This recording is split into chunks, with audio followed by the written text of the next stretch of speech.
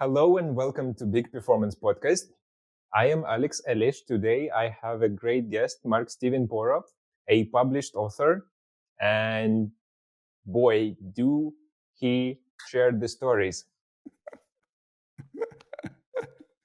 Hello, Mark. Hi, Alex. Good to be here. Great to have you. I think our audience will be super fascinated to hear about your book story and how that works as a business. You created this awesome piece of art. Book is book art. I think so. Yes, And of then course. you Yeah. market it and then you partner with stuff. So it is a full grown business. How do you get about it?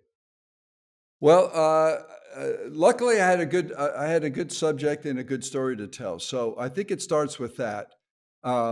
I had some good writing experience from my time in Hollywood. I was in Hollywood for about 28 years. So, in addition to acting, I did stand up. So I wrote some jokes, and I got into writing scenes, and then short films, and then screenplays. And that was kind of second nature to me to get into the writing. And then in 2011, I had this incident happen where my mother was just kind of checked out and was not happy. And she just turned 89. And we thought she was on her deathbed.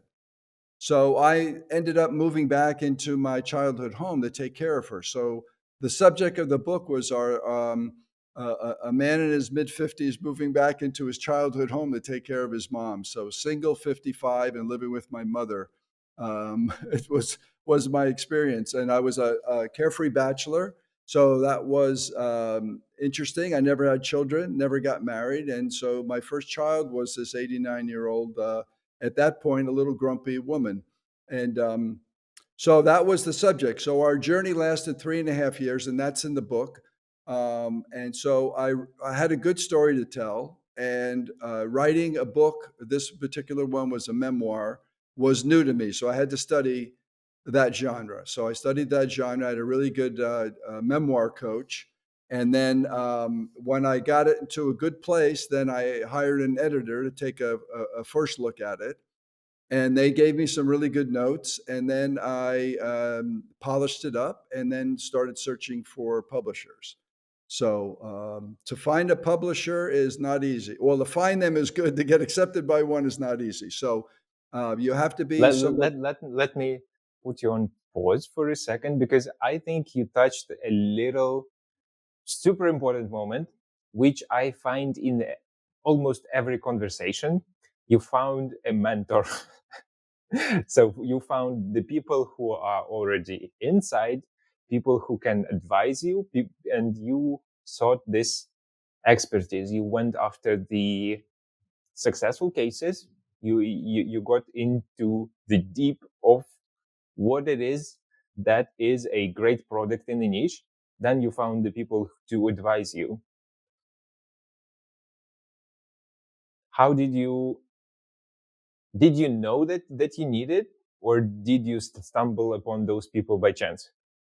Well, no, I did research. So luckily, the internet is amazing because I live in the south of France now. So I'm an American author, and so I had to do the research in the States. So I was looking for American publishers, but and it was going to be a book in English. So I wanted to get obviously an American mentor. So my memoir coach was great. But as far as getting publishers and so you got to do the research. So I said, okay, so I'm not a big name. I don't have I'm not a big celebrity or anything like that. So you've got to do the research of what publishers are going to be reasonable. You're not going to go after the big five. I have nothing to offer them. They want celebrity memoirs and stuff like that. But I felt my story was strong, and I wanted to be a published author. So I kept going. So you get a lot of rejections, and it was interesting because I found out that when I was sending out emails to all these publishers, that my address is in France. So even though I wrote them in English, I think many of them assumed I was French. So From I the got email? rejected. I got rejected all the time. And then there was one publisher that I really liked that rejected me very quickly. So they read nothing. They just, I think, saw my address in France. So I contacted them. I followed up with very few. I would say thank you notes to certain people Yeah. that were kind enough to respond. But this particular one, for some reason, and whether it's your angels or something, was making me want to respond to them. So I asked them, "Does your rejection have anything to do with me living in France?" And they say yes, because foreign authors do not understand American marketing. So I thought that was interesting. So I said, "Oh my gosh, I think maybe all these people were rejecting me because I lived in France." So I told the publisher, "Listen, I'm from New Jersey. I know marketing." And they said, "Great, send us the manuscript." So that's how it started. So it was not taking no for an answer. And luckily, the first person who read the manuscript grew up in the same area as my parents, which are some of the stories are related about their upbringing in on Long Island. And she related to a lot of the stories that I told, and also she really liked my voice, and certainly the story. So that's how it began. And they gave me notes, and I took the notes. The notes were very good. I had no problem with saying, "Oh, my thing's perfect."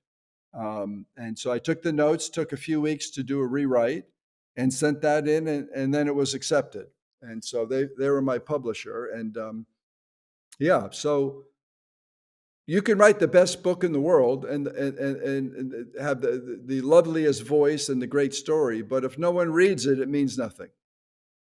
All So right. that's what the I, business. I, I see that the first step is the story, and then finding the coaches, finding the people inside, and then you landed a publisher. What did publisher give you? What were Well, the before that, conditions? What was their side of the thing that you got? equation, yeah. So we have a deal. They're called a hybrid publisher. So we split the cost, which is a new thing now. So self-publishing, it's all on you. Independent publishing, which my publisher is a small publisher, so they offer you a deal if you want to do this hybrid thing. So you go in and you split the cost, but you also split the royalties. If you go with a traditional publishing deal, the author gets a very small percentage of sales. And so I said, since I'm going to be doing a lot of the work, I want my fair share of the royalties. So we each get equal share of the royalties, which for me it was a nice deal because I knew I was going to work my tail off to make this thing successful. So it was going to pay off in the end, and the end is way out there. So we're not near the end. So the publisher says they put a pretty good effort into promoting the book, which they've done, and then I've taken that and just given it steroids. So I started a YouTube channel and started doing all these promo videos, and so my acting and writing experience and also filming experience helped me do all those. And most of those are like 1 minute teasers, and they're fun, and most of them are funny and catchy. And then all the social media platforms. So you have a Facebook page, you have your own website, which I designed, and I do all the writing. I have a blog. I do posts all the time. So it's on Twitter, Facebook, Instagram, LinkedIn, TikTok, even TikTok, and stuff like that. So you just, and sometimes you're not going to be successful in all those things, but you find where your niche is. So this is a story that really relates or resonates, let's say, with baby boomers and stuff. So that TikTok is not really the platform for that. All But right. Facebook and Let LinkedIn. me do a quick recap of what we Okay. have so far. Then you wrote the book, you got assistance, you found the publisher who split the cost of printing with you, as far as I understand, All and they expenses. Yeah. all expenses, Well, no, and not all the expenses. The distribution. upfront expenses. So to do all the, they paid for the editors, which I guess we both did. So we had two different editors. I worked with an editor for maybe a year, which was lovely because I had another publisher that was interested in the book, and they offered me a deal also, but they wanted to get the book out in a couple of months, and they were really excited about we're gonna do the book in a couple of months. And I said, it's gonna take longer than that to really get this thing as good as we can get it. And the other publisher, what attracted me to them was this is the plan, and this is the time frame. So it was like a year and a half after we decided to work together that this book would come out. And that was more attractive to me because I wanted the book to be top quality, and I was in no rush to get it out because the story is not timeless, or I think it is I get timeless. it. Yeah. And, So and what else is included? How does publisher facilitate distribution, or how yes, that works? they hire a distributor. So we have a distributor in Chicago which distributes all over the world. This and they put it on various websites early on for people to. They call them ARCs, so advanced reader copies, to get out to people because they want people to read it and respond or Uh write huh. reviews early on. And all this is done well before the book is published. So for at least a year, I was promoting this thing a year before it came out. It came out on Mother's Day on 2023, and I was doing little videos and teasers probably a year before that. When I knew the schedule was this is the release day, then I started promoting. And then the big boys are Amazon for books. So then I started doing Amazon ads. So the marketing and the advertisement, you do advertisements. I did them on Facebook. I tried them on some other platforms, but it really wasn't all that successful. But then, as an author, you want to introduce yourself to the industry. So there's so many things you've got to you have to create an author platform on Facebook, on BookBub, on Publishers Weekly, on Goodreads. There's all these lovely resources for authors out there, whether you're self-published or traditionally published. It's really cool, but it's a lot of work. So just designing the website, and I usually have at least 2 posts on the blog go out every week. So there's like 2 years of posts. So you got to keep coming up with stuff that hopefully will be interesting and catch a new reader. And then I found out that a lot of people from my hometown were finding out about the book. So I started hooking up, especially on Facebook, to websites that were connected to my hometown and my own high school. And it had been probably over 50 years that I've been in touch with a lot of these people, but they liked the idea of the story because it was about the town they grew up in. And a lot of those people knew my family. And so I started contacting them individually. I would write each person sometimes with a text message on Facebook, which takes forever. It's like 3,000 people, and I would contact them. Most of them would be very cool. There are a few people who say, "I don't know you. I don't want to know you. Why you contacted me?" I'll say because we have 300 friends in common, and we went to the same high school. So maybe do some research before you become such a anyway, close the door. So that's fine. Out of all those people, there are only maybe 3 or 4 responses like that. But again, you got to be tenacious because I really think it's a good story, and it's not a story just about my journey. It's a story that I really think can help some other people. And from what I'm getting, as far as the responses and the reviews and the comments people have sent me, it's really touching a lot of people, which is something I really didn't think about while writing it. I just thought it's a good story, but people are learning from it.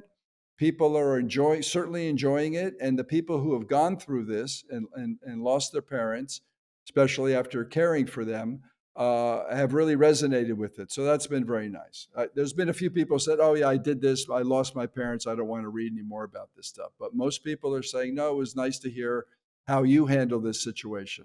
And I found some All right. comfort in I that. think we are in a good moment for you to share more about the story. Tell us the name of the book, and how would you say teaser trailer, one of those that you've done for YouTube. Yeah. Yeah, Okay. please tease us, do a pitch. I'll tease it. I'll do better than tease it. Here's the book. So it's called A Cup of Tea on the Commode. And that title came from, which I think is a catchy title, that just kind of came out of my experience. So after this episode with my mom, she no longer walked. So we had to bring a commode bedside because getting her in and out of the regular bathroom on a wheelchair and stuff was not going to be easy. So she had a Commode bedside, and sometimes Mother Nature took a little longer than was comfortable for either one of us. So one morning while we waited for things to happen, I asked her if she'd like a cup of hot tea. That was her favorite beverage. So a cup of hot tea, skim milk, no sugar. And offered it to her, and she said, sure.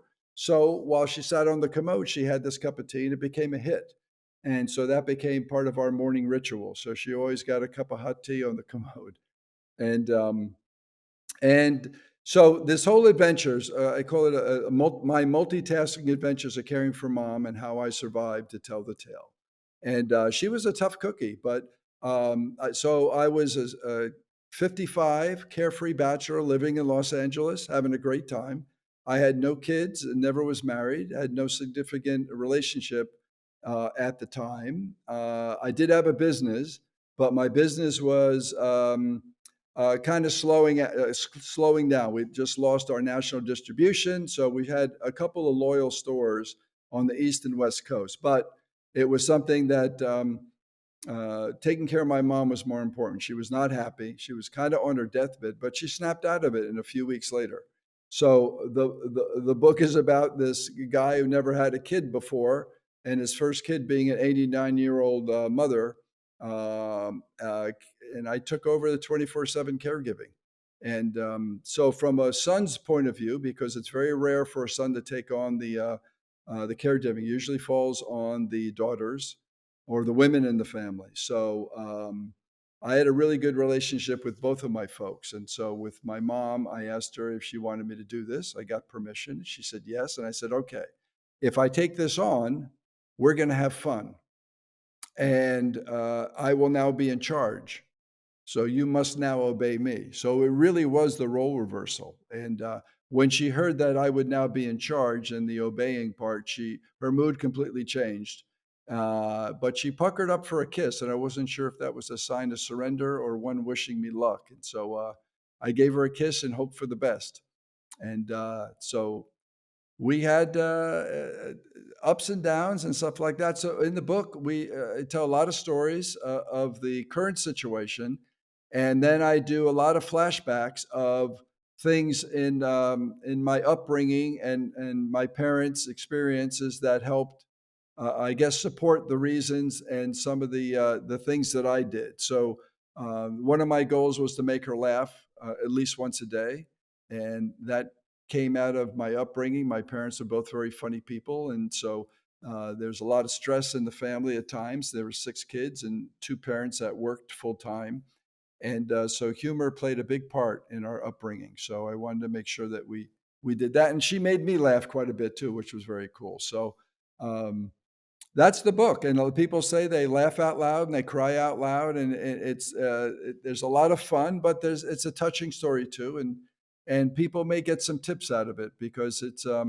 I learned a lot. Again, it was a new adventure for me, and hospice was on duty when I got back there because my mom literally was on her deathbed. So hospice was there caring for her for a number of months, and I stayed with them and really studied how to take care of a patient at this point because we didn't know how long our mother was going to be with us. So I wanted to spend as much time caring for her as possible. So I learned from the pros. And that was the first, I guess, good decision I made. And then, yeah, so in the book, there's some of those tips, how to properly do some of these things, but it's good. There's, I think, a lot in it for people. It's very entertaining. And on the distribution side, it is wondering for me, how did you have the expertise to do everything everywhere at once with the publishing platforms, with social accounts, with producing videos, with understanding which of the platforms you should go for: TikTok, YouTube, Yeah. Instagram, whatever. It takes time, it takes expertise. How did you approach that? Well, again, you do research. As far as the book printing and distribution, that was the publisher's job, and they took care of that. So It goes out to regular brick and mortar stores and also Amazon online, Barnes and Noble. There's some other there's online stores around the world that I can't even understand the language, but apparently the distributor he's gotten this book out there, which is very cool. So if people Google a cup of tea on the Commode, they'll find this thing everywhere. As far as the platforms, so I knew I needed a website to certainly attract visitors, but also to share the story. And I would direct anybody that was interested in my pitch to the website to start off. So they would hear the story, they would hear about my experience, and then see some photos and things like that that hopefully would gain some interest. I also did a lot of research as far as PR. So I did a public relations seminar last summer, which was very interesting. Uh, Not inexpensive, but they train you to pitch to various media people around especially in the United States. And you have to really hone a 2-minute pitch because that may be all you get. And I was used to that because in Hollywood, they have a thing they call the elevator pitch. So if you're stuck in an elevator with somebody, some producer or director you always wanted to work with, you may have 2 minutes and it could make or break your career. So you have to learn to pitch your story very quickly. And so I met probably over 70 media people within a 2-week period after being, I think, well rehearsed. And probably 95% of them said, we're interested in this story. I think because if people love their parents, they would be interested in their story, especially if they love their mom. And so you have a website, and then again, you start doing research. So, okay, Facebook, for my demographic, Facebook is a big one. The really young kids are not that interested in Facebook. So it's more for the older people, and that is the audience for the book. But again, I wanted to share it because there are younger people who would be interested maybe in caregiving and stuff like that. So that's when I started going into Instagram, Pinterest, and TikTok videos, and certainly YouTube videos as well. And then you put it out there. Marketing is really just you throw it out there and see who responds to it, and then the ones that respond better, then you focus more on them. And so I don't do too many of the TikTok things. Once in a while, I will now, but Facebook and YouTube and LinkedIn, and I guess Pinterest and Instagram also are big ones. And then you have, I guess, Twitter. Yeah, so you do it all. But the main response I get is on Facebook and probably YouTube, I think, for that. So again, you do the So, research. so first we do the research on socials, then we do the marvelous strategy that's called spray and pray. We Pretty do much, yeah. everything everywhere. Yeah. And then did you do the analysis of what worked after you get some feedback? How, did you modify what you're doing based on the feedback that you're getting? Yes. Yeah, yeah. So sometimes you don't get, let's say, really, let's say, quantifiable feedback. But let's say Mm-hmm. on TikTok, I do a TikTok, and one TikTok blows up, and I have no idea why. It got like thousands and thousands of views, and the next one got 12 views.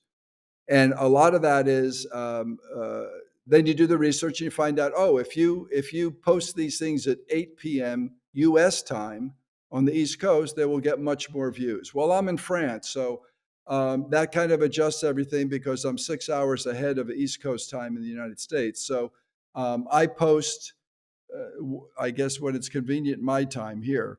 And sometimes that's not the best time to post. So you kind of find those things out and say, okay, maybe at 2 in the morning, I got to get up and post on TikTok. Um, or if you're doing, let's say, Amazon ads, that's another thing. So Amazon ads very interesting, and I did a lot of research on that. And there's a lot of free research on all this stuff on the internet and on YouTube especially. So that can help you because you want to talk to other authors and other maybe publishers who could give advice. And so, like, I work with my publisher. I'll say, okay, I'm going to be doing a sale. So how can we lower the price on Amazon for a period of time, and then you need to promote it, and I will certainly promoted on my platform. So you want to have the team working together. And Yeah, but I mean, being over here, away from the American market is it's vital to have all this research available to you on the internet. So it's really been good. So I say currently, from my experience so far with all these things, the things I pay attention to mostly are the Amazon ads and the Facebook and the posts from my website. Those are let's say, the three critical things. And then the second tier would be LinkedIn, Instagram, Pinterest, uh, Twitter, and then maybe TikTok. But again, personal messages, I think it's kind of cool, but boys, it takes a lot of time. Personal messages, let's say from an author about their book to someone who's a friend or follows you on Facebook is kind of a nice thing. It takes a long time, and most people appreciate it. Like I think I told you earlier, a few didn't because they're wondering why you're contacting Mhm. them. But you got to just let that go because the majority of them, probably over 90%, are at least giving you a thumbs up and not the middle finger. But if again, it's like if anybody questions, I said, listen, I'm just trying to share a good story with good people. And now that it's won all these awards, it's just not me saying it's a good book. There's a lot of people saying it's a good book. And then they go on, let's say, on Amazon, and they see all the reviews and the sales numbers and stuff like that. And it's lovely because, again, on your first book, you have no idea. You put your heart and soul into something and you throw it out there to the public, and you have no idea if it's going to, you kind of have an inkling, but you really don't know until you put it out there. And then when it comes back and the people are really loving it and they say nice things about it, and that's the icing on the cake. It's just, it's been lovely.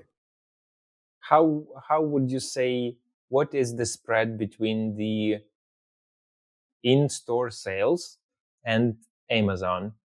So yeah, did you really need the publisher who had the way to put the book into physical brick and mortar stores? Yeah, Yeah. Well, or it would be as effective if you just publish on Amazon and Amazon handles the delivery. Well, I think being a published author gives you a bit of a like some credibility. Yeah. It's like being with if you had a really a top-notch agent or a top-notch publisher or a good publisher. I think my publisher is very good. They're small, but they're good. Um, I am now a published author, so that's a nice little badge to hang on people. And then some people say, "Are you self-published?" I go, "No, I actually have a publisher." Which is a really tiny percentage of people get published, especially first-time authors. And then first-time authors, I'm now in my 60s, so first-time author in his 60s is really rare. I think it's like less than 3%. So that was a nice, let's say, feather in my cap.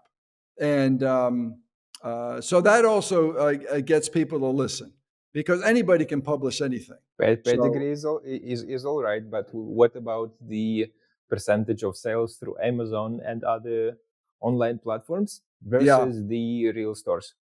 Well, I don't. Amazon is the only one I can track the sales, and I do Yeah, get my royalty reports. I think quarterly from the publisher, so I can kind of see that. But Amazon are the big guys. Probably 80% of all book sales are still on Amazon, even with the big guys, the big publishers and the big authors. So that's the one that I really care about because it's boy, there's very little effort to get a book in Amazon. It's lovely to promote the independent bookstores and stuff like that. But I have no control. If I was in the States, I'd be over there doing book signings and things like that to help promote with some of yeah. the brick and mortar stores. But I'm not, so I've got to do it. My work is online. I'll let my publisher take care of hopefully the in store things. Or also, what's nice about I don't know what awards um, my publisher has, let's say, submitted me for. But I again, there's where research comes in. I'll see other books, let's say, in my genre or other authors that I admire and see what awards they've won.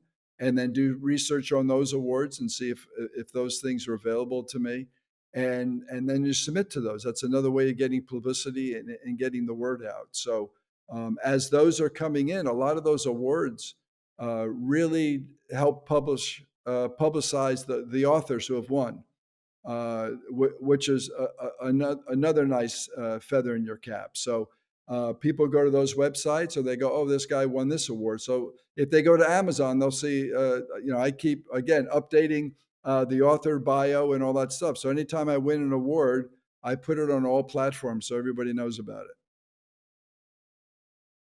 Cool. So again, for me, Amazon is for me, living in France, away from the United States.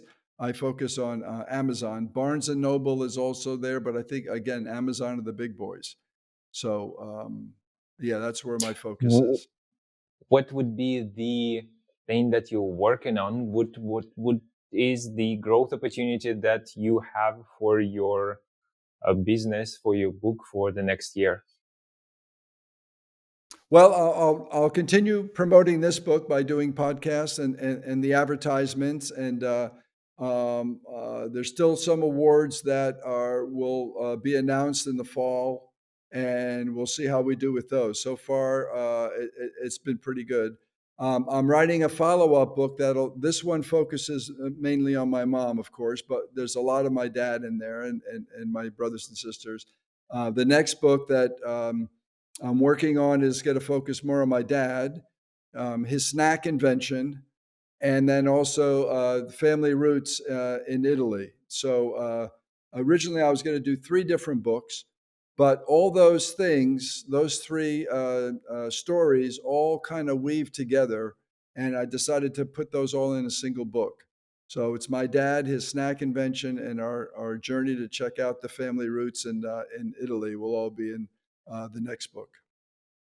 Oh, that's interesting. Well, will you be I traveling to hope so. Italy much? Pardon? Will you be traveling to Italy much to make photos You or know, find no, the locations?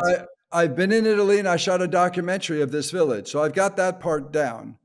Um, I got to do a little research of my dad. I haven't been successful yet. He was a chemist in the army, and so he dealt with chemical warfare, which was something he didn't like talking about, but that was his job in World War II. And so I've got to do some more research, and that's certainly not easy to get into that stuff. So um, the rest of the stuff, the snack food business, I've got, and I've got all those notes.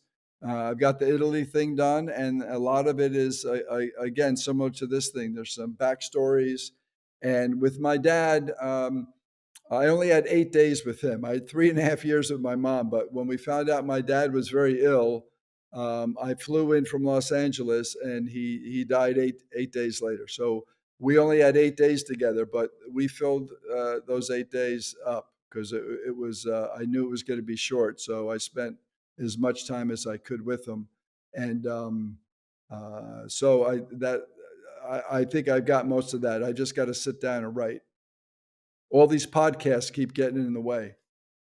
Oh, I'm so sorry. Yeah, it's terrible. Trying to give you some publicity with my audience of 47 people at the moment. I know it's terrible. Yeah, so I'll do it. I mean, I've got lots of notes, but I've been sitting down. I've got a few chapters that I've revised and set up, but I've got a lot of it there in raw form. So I've got to really.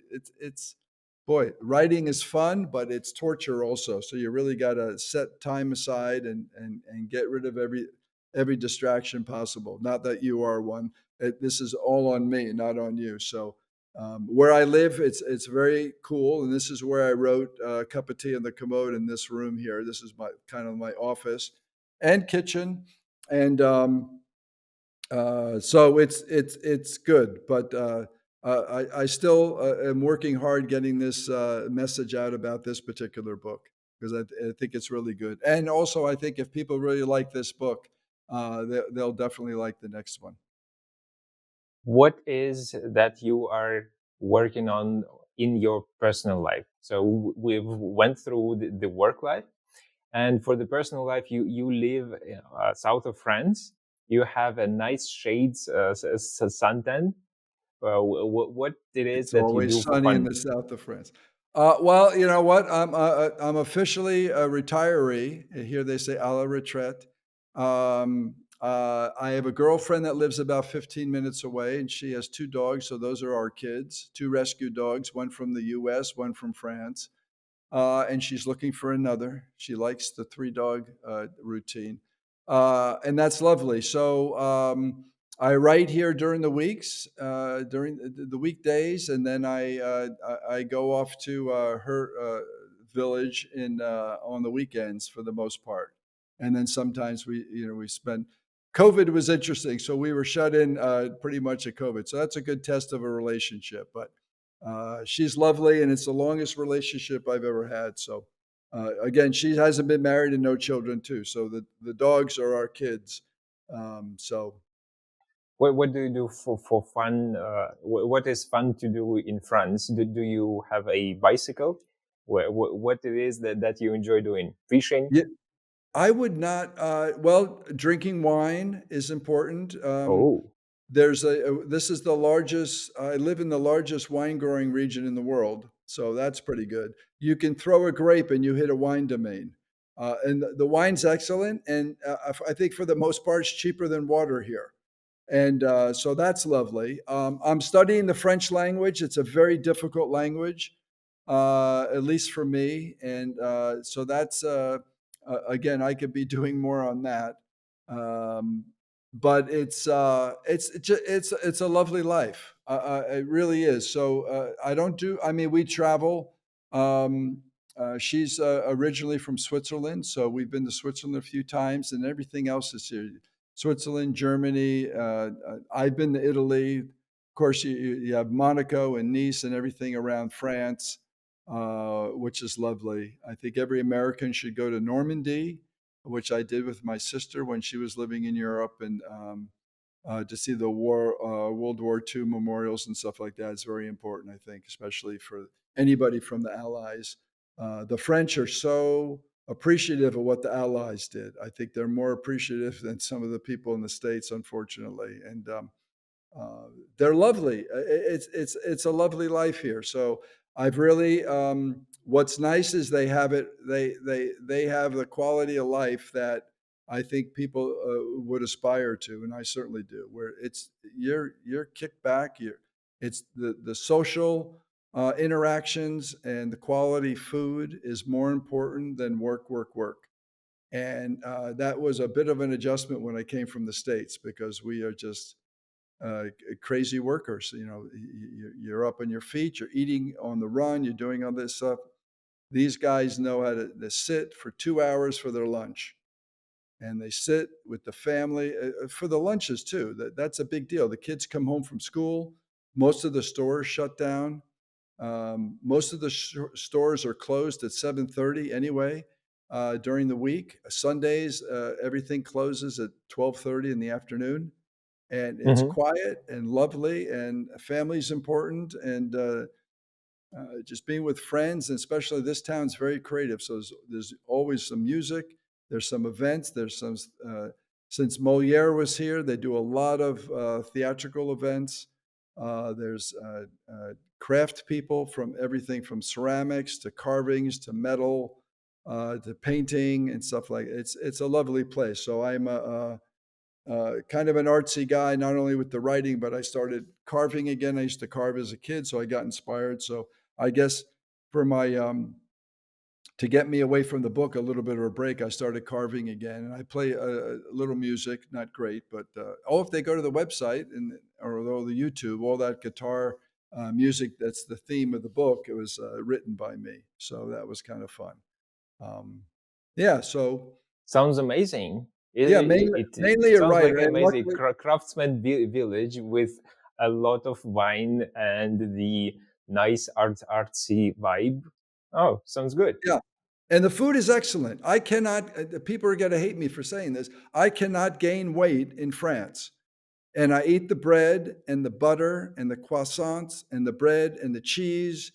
and the desserts and things like that. And I can't gain weight. So I've got to really work out to put some weight on or to keep it on because it's amazing. So I think a lot of it has to do with the quality of the food.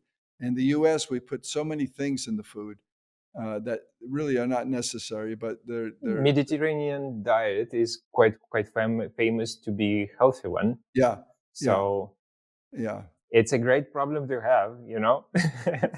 Oh, It's a all right. terrible. I wish you great muscle gains. I wish your book promotion gets equally as productive. Yeah, I've got well, It, you got to keep your energy up to do all this promotion stuff. It's really it is fun. You know what's lovely about it because it's like when I did the snack food business, that was my dad's invention, and unfortunately, he passed before we were actually in the stores. But I was working on it, and he knew I was working on it, so I asked him for approval on certain things, and it was very cool because at one point we were nationwide. We were a snack of the day on the Rachel Ray show, which got us national distribution, which was lovely. And one of my dad's granddaughters wrote me one time. She said, "Oh my gosh, I went to one of the stores in my town and I saw Grandpa Poe's on the shelf."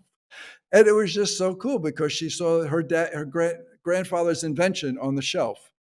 And that was Mhm. done to honor my dad. My brother and I, formed the business.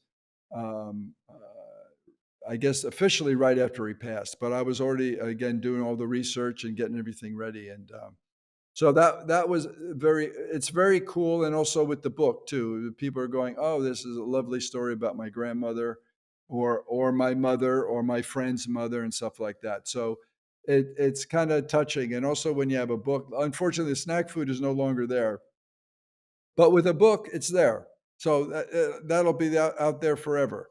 And there's also the audio book and the ebook and a large print version. So we have quite a menu of options for people. Cool.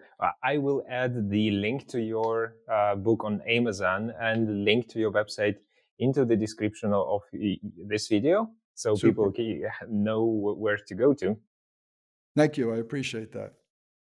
Right. It was a great pleasure and an honor to speak to a published author. There Thank you, is not Alex. many of those guys around. And thank you for sharing the blueprint for this kind of business with your personal touch and expertise that you shared with the audience.